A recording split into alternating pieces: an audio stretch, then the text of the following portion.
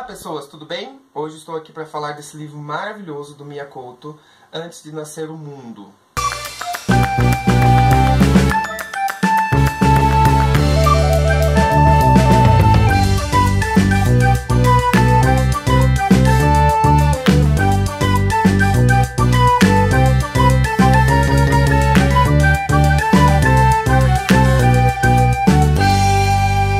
E aí, como vocês estão?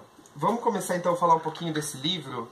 Eu vou falar só um pouquinho, porque senão eu vou ficar horas e horas e horas falando de um livro sensacional do Mia Couto, que é este daqui, Antes de Nascer o Mundo.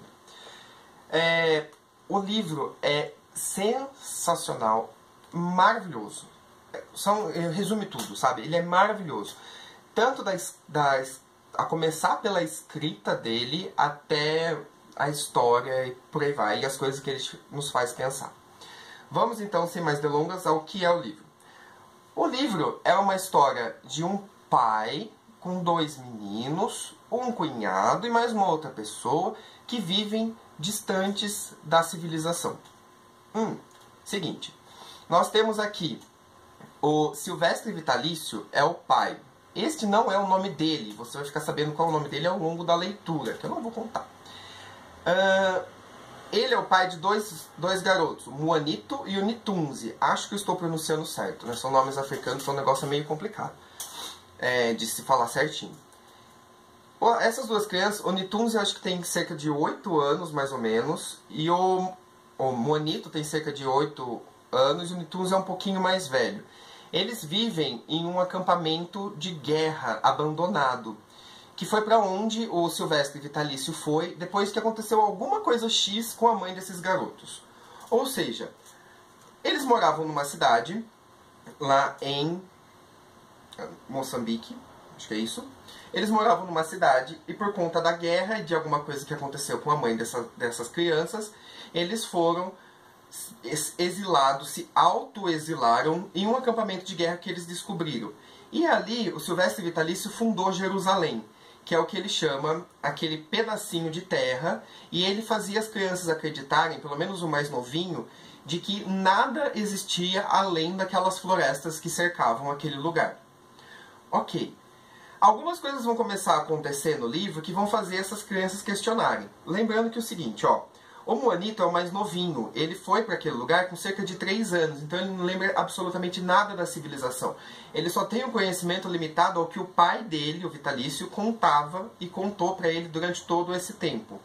Já o Nitunzi era um pouquinho mais velho, ele lembra da mãe, ele lembra da civilização, e ele é que é meio contraponto desse Muanito, porque ele fica falando várias vezes, existe mulher, existe isso, existe aquilo, blá blá blá. Ele dava detalhes da civilização que o Muanito nunca conheceu. Ok, eles vivem lá de boa, junto do Zacarias Kalash, que era o cunhado do Vitalício, e de vez em quando aparecia o tio aproximado, que ele trazia mantimentos de fora da fronteira de Jerusalém. Ele vinha com uma caminhonete, trazia comida, tudo certinho para o Vitalício, para as crianças, e era assim a vida deles. Uma coisa maravilhosa que tem aqui é uma parte que o Muanito se chama de afinador de silêncios. O pai, Silvestre Vitalício, tem um passado bem conturbado, alguma coisa na cabeça dele muito problemática, que o faz querer ficar em silêncio várias vezes, e é no silêncio que ele se encontra. Todas as vezes que ele ia para esse silêncio, ele chamava o Muanito, e ele dizia que o Muanito era capaz de afinar o silêncio, era uma companhia boa para o silêncio, que só no silêncio eles conseguiam se entender, algumas coisas assim. Tanto que tem uma parte que ele fala, esse é o silêncio mais bonito que escutei até hoje, lhe agradeço, Muanito. Então, dado o resumão da história, eles vivem lá muito bonitinho, uma coisa que me lembrou muito Vidas Secas, do Graciliano Ramos, porque assim, tem um determinado momento de Vidas Secas que eles conseguem achar a fazenda e eles vivem lá. As duas crianças, o pai e a mãe, com a cachorrinha baleia, e eles têm uma vida um pouco mais aceitável. Lembra muito essa parte de Vidas Secas em algumas coisas. Eles descobrem o rio, que não tem nome até então, eles caçam, eles fazem várias coisas. E várias dessas coisas vão acontecendo ao longo do tempo. Eles descobrem como caçar, eles aprendem como caçar ao longo do livro, por aí vai. Certo? Além disso, Esse livro me lembrou a sinopse que eu li do filme Capitão Fantástico. Eu ainda não consegui, eu ia assistir ontem, antes de gravar esse vídeo, não consegui. Capitão Fantástico era um pai que cria seus filhos longe da cidade, em determinado momento ele precisa ir para a cidade, e isso questiona a posição dele como pai. Essa é um resumão bem resumido da sinopse deste filme, que eu tô louco para assistir, para poder fazer as comparações, porque eu acho que algumas coisas aqui vão ficar muito próximas, alguns questionamentos vão ficar próximos entre o filme e este livro aqui. O filme que está aparecendo aqui e o livro. Ok? Continuando a história. Em determinado momento, toda essa estrutura que o pai montou, ou seja, Jerusalém, começa a ruir. Porque eles recebem uma visita de uma pessoa, uma portuguesa, que está em busca do marido perdido dela, o Marcelo. Eles recebem a visita dessa portuguesa que começa a questionar algumas coisas e faz as crianças questionarem tanto o que era uma mãe, qual é a posição de uma mãe dentro de uma família, a segurança que uma mãe dá, a posição e a segurança que uma mulher também dá. Tem aquela questão, né, do instinto macho, né, que não consegue ver uma mulher sem ficar tranquilo, enfim. Tem algumas questões muito interessantes. E eles acabam voltando para a cidade. Pá! Spoiler na sua cara. Desculpa, gente. Mas assim, como todo livro, eu acho que o bacana não é você saber... Não é só você saber o que acontece. Eles são reclusos, eles voltam para a cidade e alguma coisa acontece. É você ver como o autor desenvolve toda essa história. E aqui... Gente, não tenho palavras. É sensacional a forma como o Miyakoto escreve.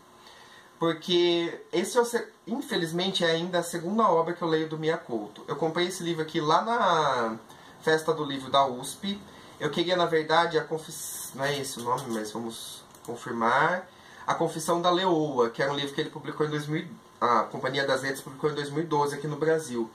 Mas eu só achei esse. E, na verdade, eu fui chamado pela capa, que eu achei a capa do livro maravilhosa, mas antes disso, pelo nome, Miyakoto.